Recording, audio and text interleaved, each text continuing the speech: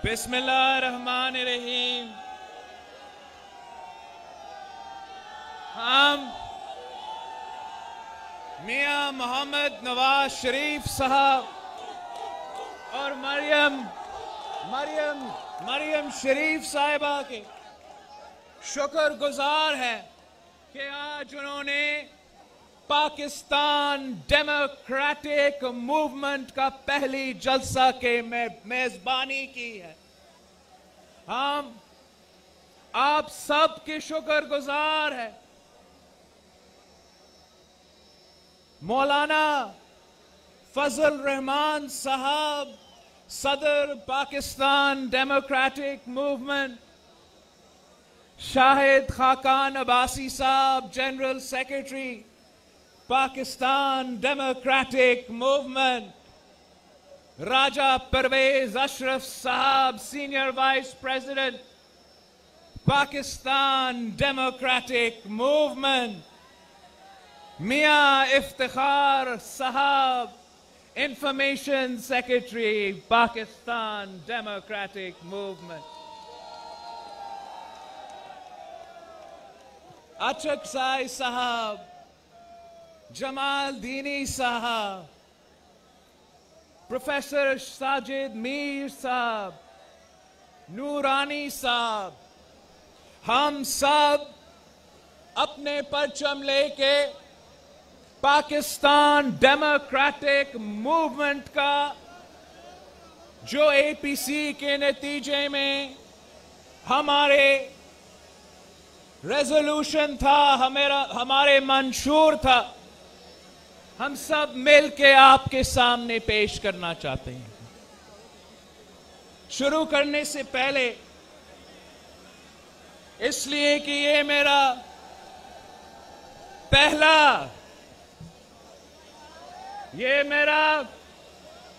पहला मौका है कि मैं गुजरांवाला के अवाम से मुखातिब हूं, तो मुझे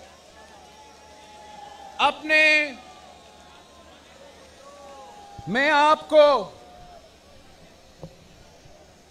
आपके साथ उन बहादुर गुजरांवालों के शहरियों का नाम शेयर करना चाहता हूं जो पाकिस्तान पीपल्स पार्टी के जियाले होते हुए शहीद जुल्फिकार अली भुट्टो के शहादत के बाद, शहीद जुल्फिकार अली भुट्टो के अदालती कत्ल के बाद अपने आप को देखो, ये होता है सियासी कमिटमेंट। खुद को जिंदा जला दिया। गुजरांवाला का अब्दुल वहीद कुरैशी, गुजरांवाला का याकूब परवेज खोकर, गुजरांवाला का शेख गुल मोहम्मद और गुजरांवाला का जुबैर शाद, ये वो पाकिस्तान पीपल्स पार्टी के जियाले हैं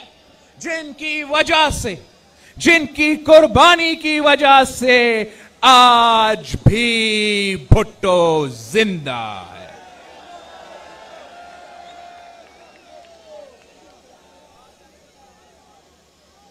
गुजरांवाला वालों, 2 साल हो चुके हैं। मेरा आपसे एक ही सवाल है, क्या तब्दीली पसंद आई? कौन सी तब्दीली आई?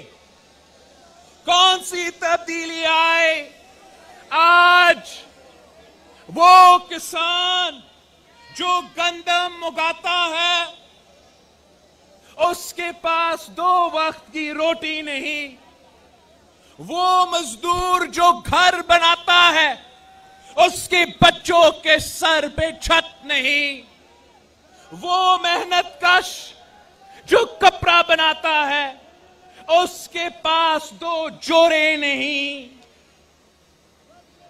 तब्दीली ये है कि पाकिस्तान की मईशत तारीख का बदतरीन दौर से गुजर रही है। पाकिस्तान की मईशत, हमारा मईशत तारीख की पहली बार नेगेटिव ग्रोथ में है। जब पाकिस्तान टूट चुका था और बांग्लादेश और पाकिस्तान तकसीम हो चुके थे, तब भी हमने ये हालात नहीं देखे थे। जब 2009 में दुनिया भर में फाइनेंशियल रिसेशन थी, फाइनेंशियल क्राइसिस था, तब भी हमने ये हाल नहीं देखा था। तब्दीली ये है कि आज पाकिस्तान में तारीखी महंगाई है। तब्दीली ये है कि आज पाकिस्तान में तारीखी गुर्बत है। तब्दीली ये है कि आज पाकिस्तान में तारीखी बेरोजगारी है। तब्दीली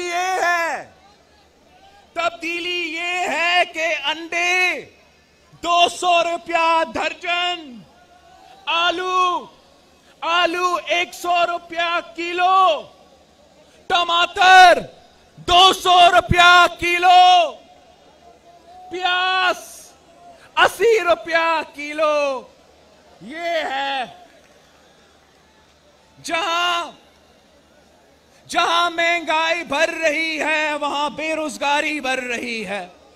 नौजवान 2 डिग्री हाथ में लेकर घूम रहे हैं, मगर उनको रोजगार नहीं मिल रहा। गरीब तर होता जा रहा है। सफेद पोश का जीना हराम हो चुका है। मेहनत कश और मजदूर के चूल्हे बंद, ताजरों के दुकानें बंद, मिल वालों के मिलें बंद, फैक्ट्री वालों के फैक्ट्रियां बंद। ये है इमरान और इमरान के सेलेक्टर्स का तब्दीली। ये किस किस्म की तब्दीली है? बहरान ही बहरान है। आटा की बहरान है, चीनी की बहरान है, दवाइयों की बहरान है, बिजली की बहरान है, गैस की बहरान है। और ये कहते हैं कि ये माजी के हुक्मरान के कसूर है। मैं पूछता हूं कि क्या वो बघोरा सर्टिफाइड गद्दार कातिल मुशर्रफ ने बहरान नहीं छोड़ा था? हर दूसरे दिन दहशतगर्दी के हमले होते थे, मगर हमने फिर भी बीबी का वादा निभाया और स्वात में पाकिस्तान के परचम लहराया। तब भी आटा का बहरान था। तब भी आपको आटा लेने के लिए लाइन में खड़ा करना पड़ता था। तब भी गंदम इंपोर्ट होता था। हमने 1 साल के अंदर ही अंदर सेल्फ सफिशिएंट हुए। 2 साल के अंदर ही अंदर हमने गंदम बैरून मुल्क बेचने शुरू कर दिया। हमने गंदम की सपोर्ट प्राइस को 400 फी मन से लेके 1200 फी मन तक पहुंचा दिया था। तब भी मुआशी बदहाली थी, तब भी महंगाई था। आपको इसाक डार साहब का स्टेटमेंट याद होगा कि खजाने खाली है।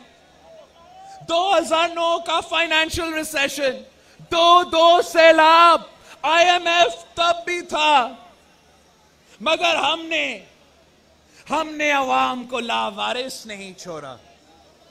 हमने अवाम को लावारिस नहीं छोड़ा। हमने गरीब तरीन औरतों के लिए इनकलाबी बेनजीर इनकम सपोर्ट प्रोग्राम शुरू किया था। हमने पेंशन्स में, बुजुर्गों की पेंशन्स में 150% इजाफा किया। हमने तनख्वाह में 100% इजाफा किया। और हमारा फौज के लिए, हमारा सिपाही के लिए जो बहादुरी के साथ दहशतगर्दों के आंखों में आंखें डालकर लड़ रहे थे, शहादत कबूल कर रहे थे, उनके लिए हमने उनका तनख्वाह 175% इजाफा किया था। ये होता है अवामी हल महंगाई का, अवामी हल दहशतगर्दी का, अवामी हल आटा का बहरान का। और इमरान का हल क्या है? इमरान का हल क्या है? महंगाई है तो टाइगर फोर्स, महंगाई है तो टाइगर फोर्स, लोकस है तो टाइगर फोर्स, कोविड है सो टाइगर फोर्स। ये है इमरान खान का हल आपके मसाइल के लिए। वादा किया था कि 1 करोड़ नौकरी दूंगा, करोड़ों बेरोजगार है। वादा किया था कि 50 लाख घर दूंगा, लाखों को बेघर कर दिया। वादा किया था कि कर्ज नहीं लेगा। 2 साल में इसने मुल्क की तारीख का सबसे ज्यादा कर्ज उठा लिया। वादा किया था ज़राए इनकलाब लाने का। उनके अमीर तरीन वुज़रा के बैंक अकाउंट्स में जरूर इनकलाब आया, मगर हमारा किसानों के साथ जुल्म हुआ है। जुल्म पहले गन्ने में और अब गंदम में।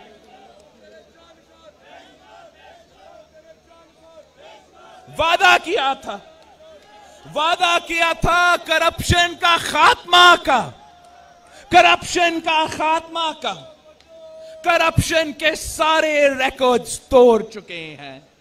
उनका अपना अकबर एस बाबर, पीटीआई का फाउंडिंग मेंबर, बुनियादी रुकन, वो कहता है कि उसके पास सबूत है कि पीटीआई की फंडिंग भारत और इजराइल के शहरियों करते हैं, मगर कोई सुनने को तैयार नहीं। बीआरटी केपी का, पख्तूनख्वा का बीआरटी मंसूबा, उसमें इतना करप्शन। मुल्क का सबसे महंगा तरीन मेट्रो, उनके बसें आज खुद चल रहे हैं, मगर कोई आज खुद नोटिस नहीं लेता। के इलेक्ट्रिक और इमरान का फ्रंटमैन जो आलमी करप्शन में बहरूने मुल्क पकड़ा गया, इमरान खुद अपना FIA को कहता है कि मेरा दोस्त को क्लीन चिट दो। कोई सिलाई मशीन से अरबपति बनती है, कोई पापा जॉन्स पिज्जा से अरबपति बनता है, उनके अपने दोस्तों के नाम पनामा में है, मगर कोई पूछने वाला नहीं। चीनी में करप्शन, आटा में करप्शन, दवाइयों में करप्शन, पेट्रोल में करप्शन, यहां तक के दरख्तों में भी करप्शन। आप सबको ये पता है कि आम आदमी के लिए करप्शन भरी है। थानों में, कचहरियों में उनके अपने लोग कह रहे हैं कि पंजाब में करप्शन का इजाफा हुआ है। ट्रांसपेरेंसी इंटरनेशनल कहता है कि करप्शन में इजाफा हुआ है। ये किस किस्म का मजाक है? ये किस किस्म का मजाक है कि सदर जरदारी पे इल्जाम लगे तो वो चले जेल, मियां नवाज शरीफ साहब पे इल्जाम लगे तो जेल, फरियाल ताजपुर साहिबा पे इल्जाम लगे तो जेल, मरियम नवाज शरीफ साहिबा पे इल्जाम लगे तो जेल, मगर इमरान पे इल्जाम लगे, अलीमा बाजी पे इल्जाम लगे, आसिम बाजवा साहब पे इल्जाम लगे और कोई उनसे पूछता तक नहीं।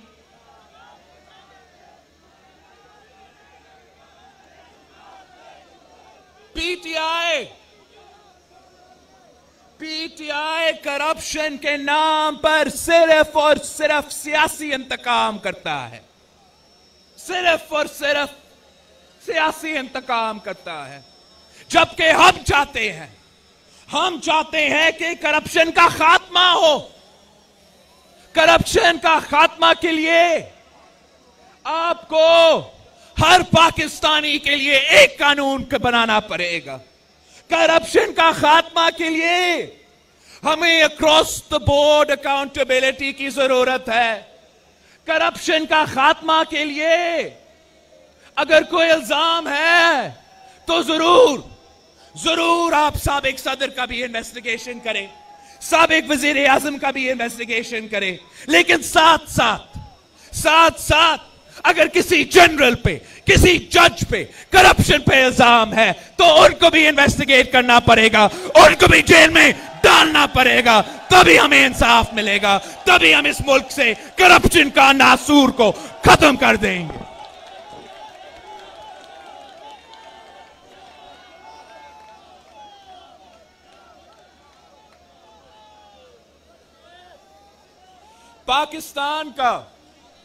पाकिस्तान का सबसे बड़ा सूबा पंजाब पे अफसोस होता है कि यहां माशाल्लाह वसीम अकरम प्लस की हुकूमत है। वसीम अकरम प्लस की तो हुकूमत है मगर गवर्नेंस माइनस में है। और हमें ये समझ में नहीं आ रहा कि ये फैसला किसने किया। पंजाब का वजीर आला का फैसला किसने किया? क्या किसी जादूगरनी ने किया या खलाए मखलूक ने किया? इतना तो हमें पता है, इतना तो तय है, ये तो तय है कि अवाम से पूछा तक नहीं। ये किस किस्म का मजाक है? पंजाब की हुकूमत उनके पास, वफाकी हुकूमत, पाकिस्तान की हुकूमत उनके पास, और आप मुझे बताएं क्या इन्होंने एक मंसूबा मुकम्मल किया है? एक यूनिवर्सिटी, एक हॉस्पिटल पंजाब के 2 साल में या पख्तूनख्वा के 7 साल में इन्होंने नहीं बनाया है।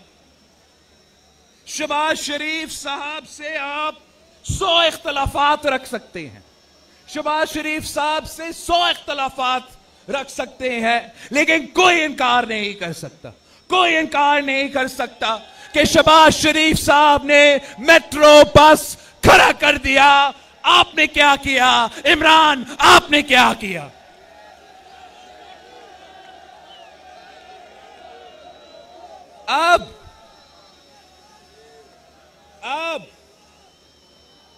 जब पंजाब का फनकार शौकत अली साहब बीमार पड़ता है, तो फिर वो सिंध की खैरपुर की तहसील गंबद जाके मुफ्त इलाज करवाता है, लिवर ट्रांसप्लांट का मुफ्त इलाज करवाता है। पाकिस्तान पीपल्स पार्टी के साथ आप 100 इख्तलाफात रख सकते हो, मगर आप इस बात से इनकार नहीं कर सकता कि मैंने मुफ्त इलाज के हॉस्पिटल्स का जाल बिछा दिया। इमरान, तूने क्या किया?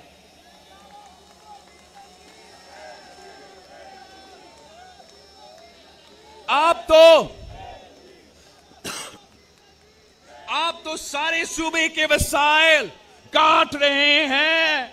जब सूबों को उनका हक नहीं मिलेगा, जब एनएफसी अवार्ड पूरा नहीं होता। इस साल पंजाब को 500 अरब रुपया कम मिला है। पंजाब को 500 अरब रुपया कम मिला है। आप जरा सोचें, 500 अरब रुपया के साथ हम क्या क्या नहीं कर सकते थे। 500 अरब रुपया के साथ आप गुजरांवालों के नौजवानों को कितना पुरस्कार दे सकते थे। 500 अरब रुपया के साथ आप इसी गुजरांवाला में कितने हॉस्पिटल्स, कितने तालीमी इदारे खड़े कर सकते थे। ये आपका पैसा है, ये पंजाब के अवाम का पैसा है। पंजाब के अवाम का पैसा है। कोई आप पे एहसान नहीं कर रहा। हम आपका हक, आपका पैसा, आपका वसाइल पीटीआई से छीन के रहेंगे।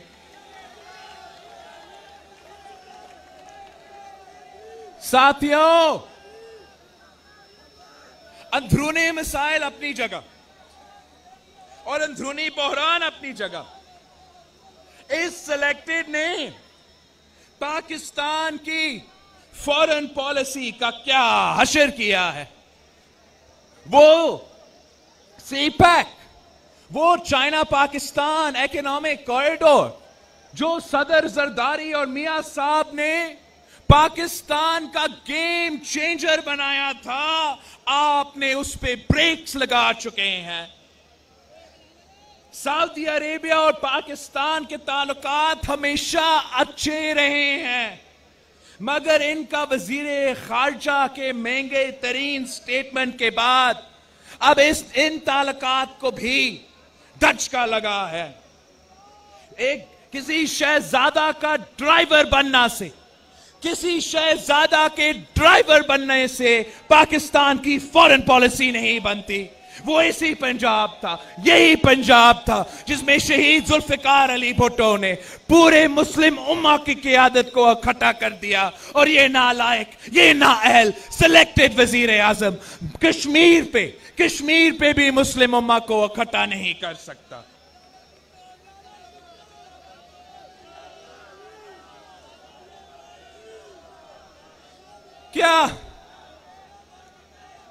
क्या ये समझते हैं, क्या ये समझते हैं कि हम बेवकूफ हैं? क्या ये समझते हैं कि हमें नहीं पता, अवाम को नहीं पता कि इन्होंने किया क्या है, कि इन्होंने कश्मीर पे सौदा कर लिया है? कान खोल के सुन लो इमरान, ये हर पाकिस्तानी का नारा है, ये गुजरांवाला का नारा है कि कश्मीर का सौदा नामंजूर, कश्मीर का सौदा, कश्मीर का सौदा, कश्मीर का सौदा।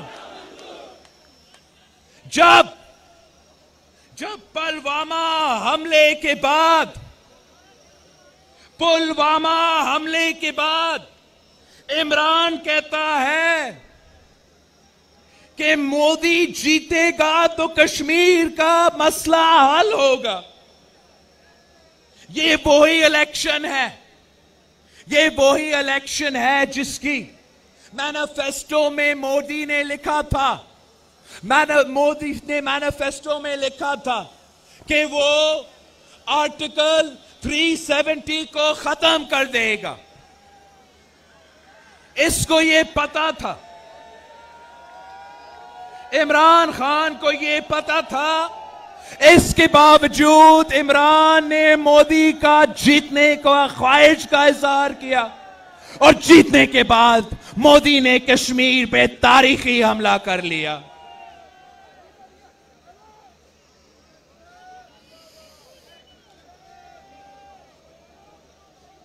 मोदी ने कश्मीर पे हमला कर दिया और इमरान मगरमच्छ के आंसू रोते रहे और कुछ नहीं किया।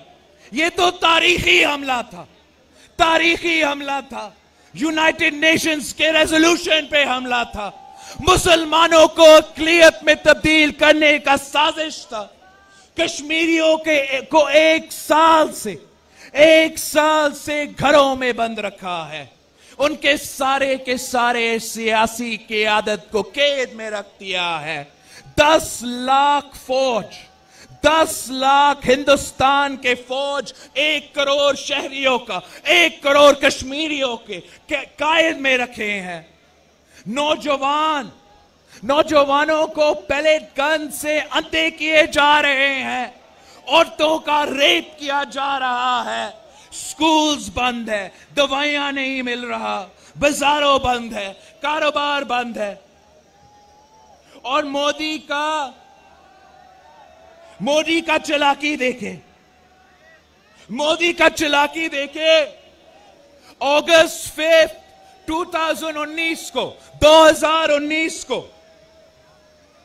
370 का खात्मा कर दिया और एक साल बाद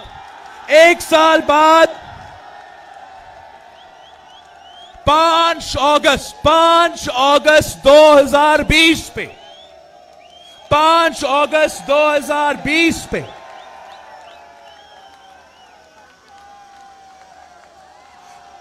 पूरा हिंदुस्तान ने ये दिन शोक का दिन मनाना था।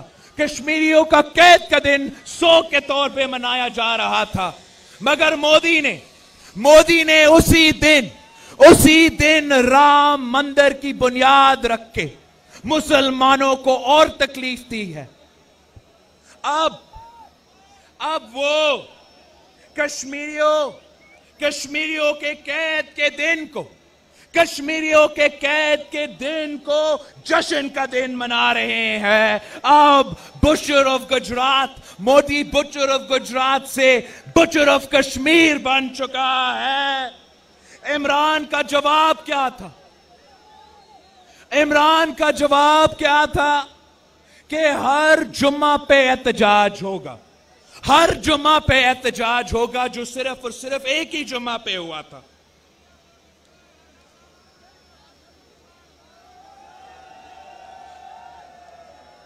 इन्होंने कहा था कि ये कश्मीरियों के सफीर बनेंगे। ये तो कुलभूषण यादव के वकील बन चुके हैं। इस्लामाबाद हाई कोर्ट में इमरान खुद पहुंच चुका है कुलभूषण यादव को वकील करने के लिए। रात के अंधेरों में पार्लियामेंट से छुपा के, नेशनल असेंबली से छुपा के, सेनेट से छुपा के, पाकिस्तान के अवाम से ये बात छुपा के इन्होंने कुलभूषण यादव के लिए ऑर्डिनेंस निकाला है। अगर मोदी का हाथ में हमारा जासूस आ गया होता, सोचिए क्या करता। उसने हमारा जासूस को परिंजने में बंद करना था और पूरी दुनिया को दिखाना था। मोदी ने इस बात को लेके दुनिया में ढोल बजाना था और पाकिस्तान को दहशतगर्द रियासत करार देना था। जहां हमने कुलभूषण के साथ क्या किया है? हमें तो कुलभूषण यादव को रोड शो पे लेकर जाना था, कुलभूषण यादव के टेप्स को, कुलभूषण यादव के वीडियो रिकॉर्डिंग्स को पूरी दुनिया को दिखाना था। भारत का तशद्दुद, भारत का दहशतगर्दी कश्मीर से लेकर बलूचिस्तान तक बेनकाब करना था। मगर इस सिलेक्टेड ने, इस नाअहल ने, इस नालायक ने कुलभूषण यादव को एनआरओ दे दिया है। इस ऑर्डिनेंस की सूरत में ये सिलेक्टेड कुलभूषण यादव को एनआरओ देने की कोशिश कर रहा है और साथ साथ क्या करता है, आजाद कश्मीर का हमारा वजीर आजम पे गद्दारी के पर्चे काटता है।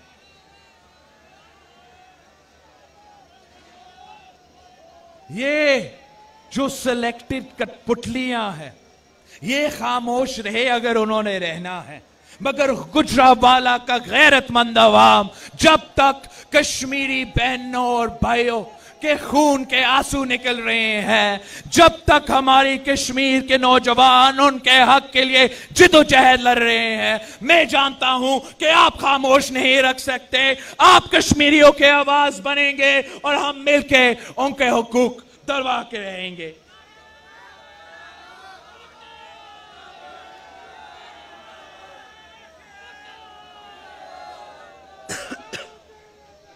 गुजरांवाला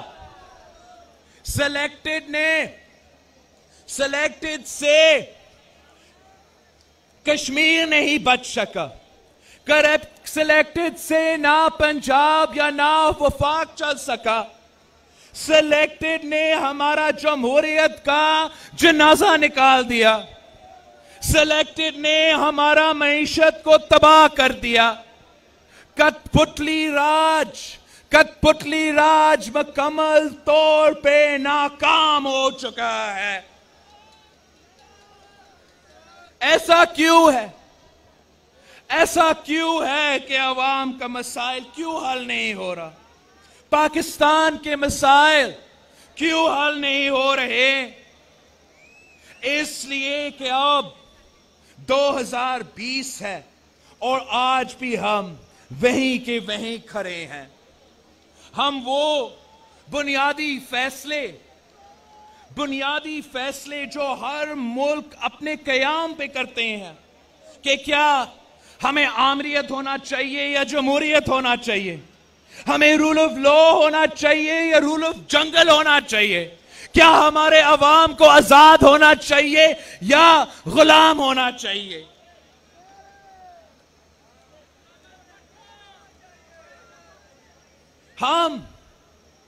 हम आज तक ये फैसले नहीं कर चुके हैं। पाकिस्तान के अवाम ने तो कब से ये फैसले कर चुके हैं, मगर हमारा रियासत आज तक हम आपकी बात मानने को तैयार नहीं। फातिमा जिन्ना ने पार्लिमानी जमहूरियत के लिए जिदोजहद की तो उसको गद्दार करार दे दिया।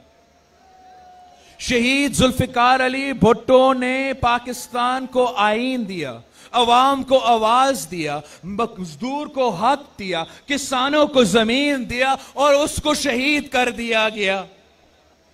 1986 में शहीद मोहतरमा बेनजीर भुट्टो लाहौर में तारीखी इस्तकबाल हुआ। इसी गुजरांवाला में तारीखी जलसा हुआ। मुतालबात तब भी वही थे कि जमहूरियत बहाल करो, मुतालबात तब भी वही थे, जमहूरियत बहाल करो, अवाम को हुकूक दो, अवाम को आजाद करवा दो।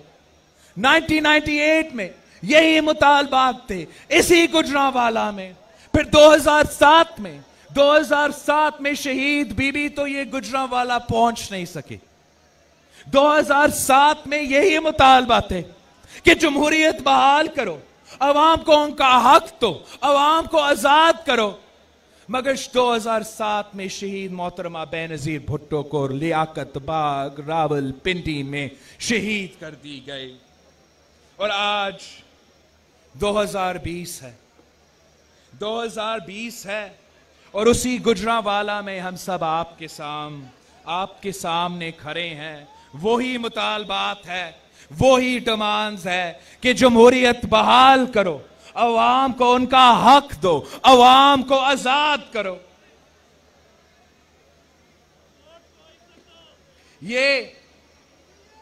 ये सिलेक्टेड हुक्मरान ये मारते भी हैं और रोने भी नहीं देते। मैं पूछता हूं कि ये किस किस्म की आजादी है, ये किस किस्म की आजादी है जहां ना अवाम आजाद, ना सहाफत आजाद, ना सियासत आजाद। साबिक वजीर आजम का इंटरव्यू नहीं चल सकता, साबिक सदर का इंटरव्यू नहीं चल सकता, मगर एपीएस के बच्चों के कातिलों एहसानुल्लाह एहसान का इंटरव्यू चल सकता है। वो आजाद मीडिया जो गरीब का आवाज था, जो मजलूम का आवाज था, आज उस आजाद मीडिया पे ताला लग चुका है। अदालत जो इंसाफ का इदारा है, अवाम का हकूक का तहफ़्फ़ुज़ करने वाला अदारा है, आज अदालत खुद दबाव में है। ये आजाद अदलिया के मुंह पे तमाचा है कि the chief justice in waiting justice Qazi Faez Isa और उसकी बीवी पेशियां भुगत रहे हैं। पार्लियामान वो सबसे सुप्रीम इदारा जहां आपका आवाज उठना था, अवाम का आवाज उठना था, अवाम के मसाइल हल होने थे, उस इदारा को, पार्लियामान को रबर स्टैंप में तब्दील कर रहे हैं। जब भी लेजिस्लेशन करवाया जाता है तो जबरदस्ती करवाया जाता, बजट पास करवाए जाते हैं तो धांधली से आपके बजट पास करते हैं, धांधली से फैटिफ का लेजिस्लेशन पास करवाते हैं।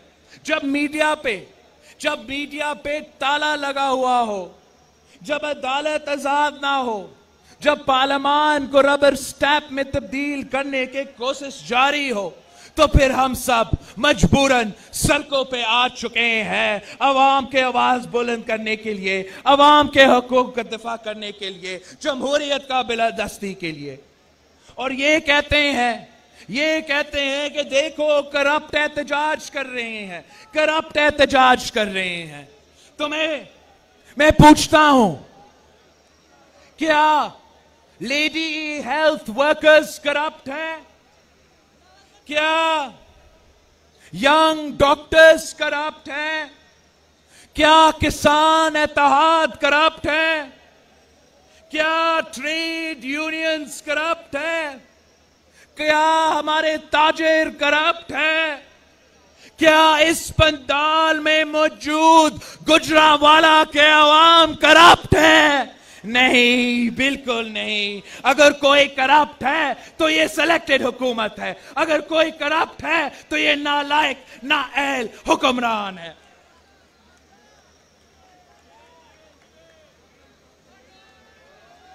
इमरान कहता है कि मैं जमहूरियत हूं। सुनो सिलेक्टेड, तुम कठपुतली हो, शर्म से डूब मरो।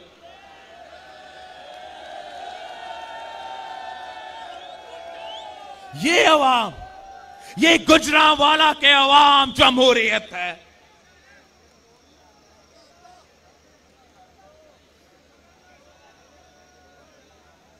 और अब ना सिर्फ हमारे सिलेक्टेड मगर हमारे सिलेक्टर्स को भी ये लाडला खेलना बंद करना पड़ेगा। उनको अवाम पे भरोसा करना पड़ेगा, अवाम के फैसले को मानना पड़ेगा, अवाम के ताकत को तस्लीम करना पड़ेगा।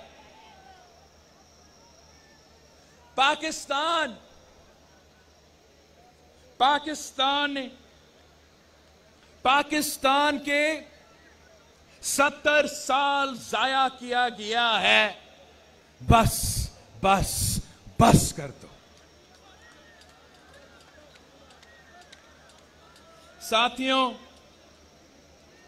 हमने एपीसी पे सारे पाकिस्तान के हकीकी नुमाइंदे को एक पेज पे खड़ा कर दिया और अब हमारा सिलेक्टेड और सिलेक्टर्स को हमारा पेज पे आना पड़ेगा, वरना जाना पड़ेगा, जाना पड़ेगा, जाना पड़ेगा।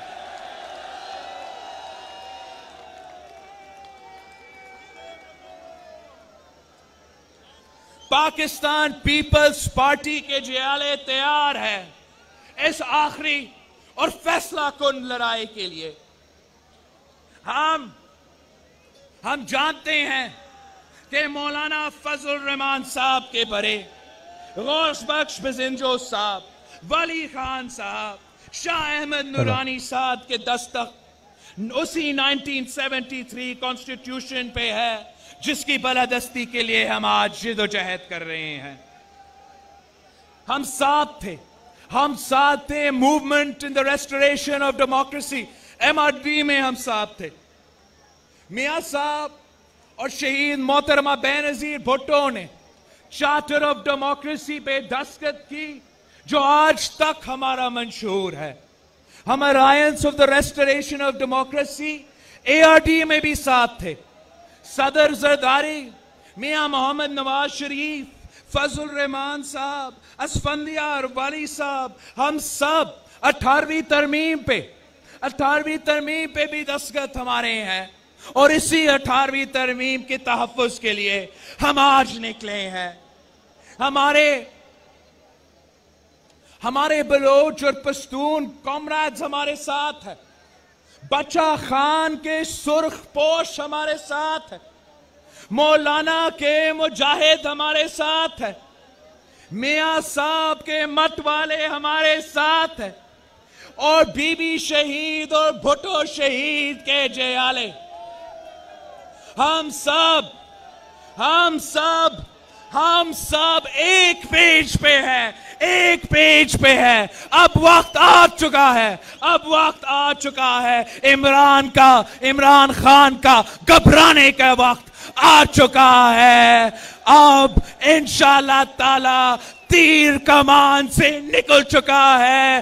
पाकिस्तान डेमोक्रेटिक मूवमेंट के तहरीक शुरू हो चुकी है। आज का तारीखी जलसा गुजरावाला में और 18 अक्टूबर को हम आपके मेजबान होंगे। 18 अक्टूबर को पाकिस्तान पीपल्स पार्टी आपका मेजबान होंगे। हम कराची में सानिया कारसाज को मनाते होएंगे। आपको एक और तारीखी जलसा करके दिखाएंगे और इन सिलेक्टर्स को और इस सिलेक्टेड को ललकार के रहेंगे। आप सबका बहुत शुक्रिया, मैंने ज्यादा टाइम ले लिया है। पाकिस्तान जिंदाबाद।